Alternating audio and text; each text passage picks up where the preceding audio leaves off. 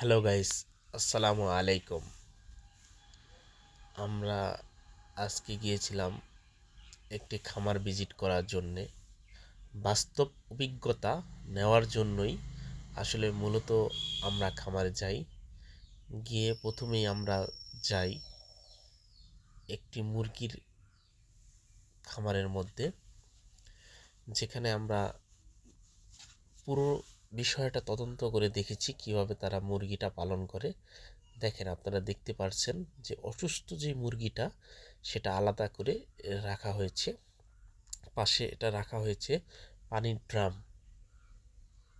মুরগির খামার মূলত দুই সাইডে ফাঁকা রাখা হয় যেন পর্যাপ্ত পরিমাণ বাতাস এবং আলো ঢুকতে পারে।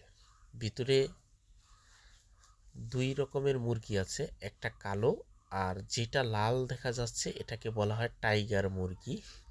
মূলত এই মুরগি রোস্ট এবং বাজারে যেই কক সোনালী মুরগি নামে যেই মুরগিগুলো বিক্রি হয়, মূলত এটাই সেই মুরগি। প্রতিটা মুরগির সাইজ 900 গ্রাম, 800 গ্রাম, আবার দু একটা 1000 গ্রামেরও বেশি হবে। এটাই আসলে মূলত আমাদের কৃষি বিপ্লব, যে বাড়ির আঙিনায় বা আমাদের জমিতে আমরা যদি কৃষি খামার করতে পারি তাহলেই আমাদের দেশ এগিয়ে যাবে। দেশকে এগিয়ে নেওয়ার জন্য আমাদের সবারই চিন্তা ভাবনা সুন্দর করতে হবে। মুরগির খামার, এরপরে আপনাদের আমরা নিয়ে যাব গরুর খামারের কাছে। একটি প্রজেক্টের ভিতরে তারা ভালো কিছু রেখেছে। পাশে আপনারা দেখতে পাচ্ছেন গরুর খামার। এই যে এখন দেখেন বিশাল বড় পুকুর, এই পুকুরের মধ্যেই বিভিন্ন প্রজাতির মাছ ছাড়া হয়েছে, যেমন রুই, মৃগেল, কাতল, পাবদা ইত্যাদি ইত্যাদি মাছ। পুকুরের মধ্যেই কিন্তু গরুর খামারটা ছিল, এই পুকুরের মধ্যেই মুরগির খামার ছিল। পাশেই দেখতে পাচ্ছেন গরুর খামার।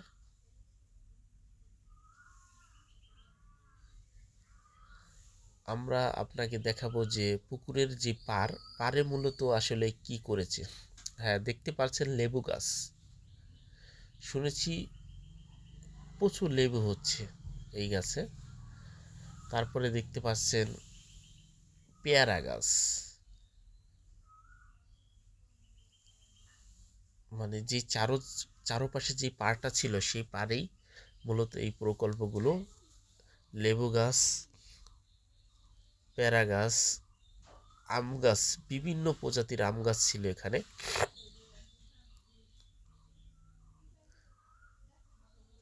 এই যে দেখতে পাচ্ছেন লেবু, এটা সম্ভবত বাতামি লেবু বলে এই লেবুকে। বিকালে এই এই প্রজেক্টে ঘুরতে গিয়ে খুবই ভালো লেগেছে। বিশাল আকারের পুকুর, পুকুরের পাড়ে মুরগির খামার, এক কোনায় গরুর খামার, ঘেরের চারপাশে পান্নায় ছিল আম গাছ, পেয়ারা গাছ, লেবু গাছ।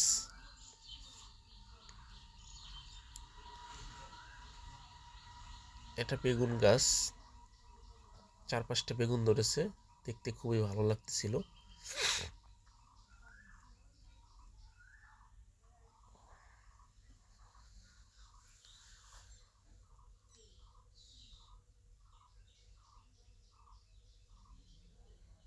আমরা চেষ্টা করেছি পুকুরের চারপাশটাই ঘুরে দেখার জন্যে।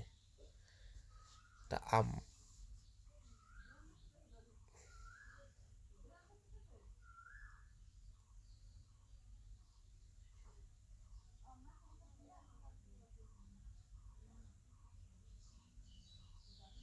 আমাদের সবারই এই কৃষিক্ষেত্রে বিপ্লব ঘটানোর জন্য এগিয়ে আসতে হবে। মনে রাখতে হবে, কৃষিক্ষেত্রে যদি আমরা ভালো করতে পারি তাহলে আমাদের দেশ অনেক দ্রুত উন্নয়নের শিখরে পৌঁছতে পারবে। কারণ নিজেরা স্বাবলম্বী না হলে কখনোই দেশ এগিয়ে যাবে না। এরপরে আরও নতুন কোনো ভিডিও নিয়ে আপনাদের মাঝে আসবো। আজকে এই পর্যন্তই।